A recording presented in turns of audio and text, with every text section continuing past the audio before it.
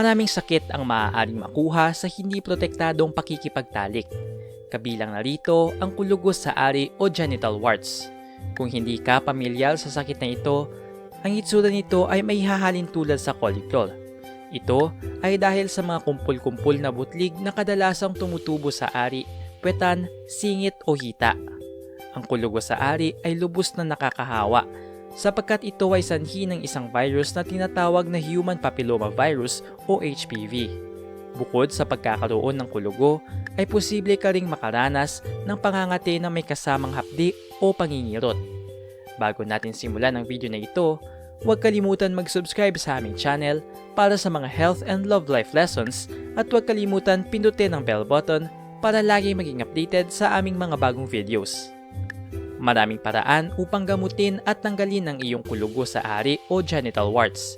Depende sa iyong kondisyon, ikaw ay maaari magrekomenda ng iyong doktor ng alinmang sumusunod na mga lunas. Mga topical cream o ointment.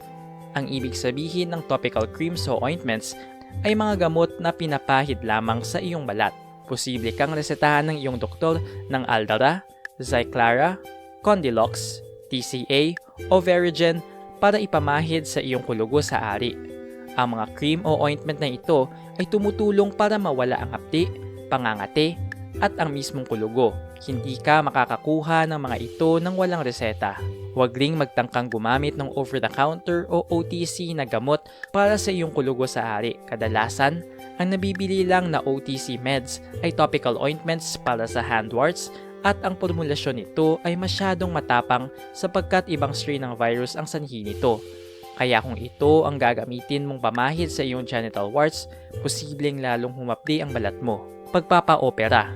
Kung ang genital warts mo ay masyadong marami at malala o nasa loob ng iyong daluyan ng ihi at puwetan, ang pinakamaiing solusyon dito ay ang pag-oopera. Maraming iba't ibang klase ng pag-oopera ang pwedeng gawin. Kabilang narito ang cryotherapy. Kilala rin ito sa tawag na freezing. Sa pamamaraan na ito, gumagamit ng liquid nitrogen para gawing yelo ang iyong mga kulugo sa ari upang mas madali itong tanggalin mula sa iyong balat. Electrocautery.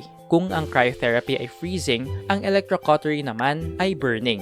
Ang iyong doktor ay gagamit ng isang equipment na may katamtamang boltahe ng kuryente para sunugin ang iyong kulugo sa ari. Surgical incision. Ang ibig sabihin ng surgical incision ay ang paghiwa o pagtapyas sa iyong genital warts gamit ang maliliit na kutsilyo na pang-opera. Kung ito ang nirekomenda ng iyong doktor, tutulukan ka ng anesthesia o pampamanhid bago simulan ng incision.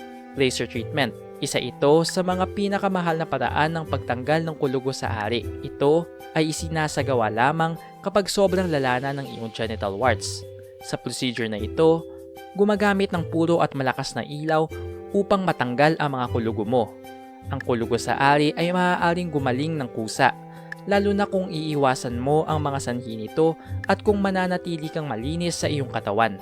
Subalit, ito ay posibleng abutin ng maraming buwan at taon bago gumaling. Kaya naman, iminumungkahi na magpa-check up kaagad sa iyong doktor para mabigyan ka ng tamang lunas at mapigilan ang patuloy na paghahawa mo ng sakit na ito sa ibang tao. Nag-enjoy ka ba sa video ito? Please hit the like button and subscribe sa aming channel para sa iba pang video tulad nito. Salamat sa panonood!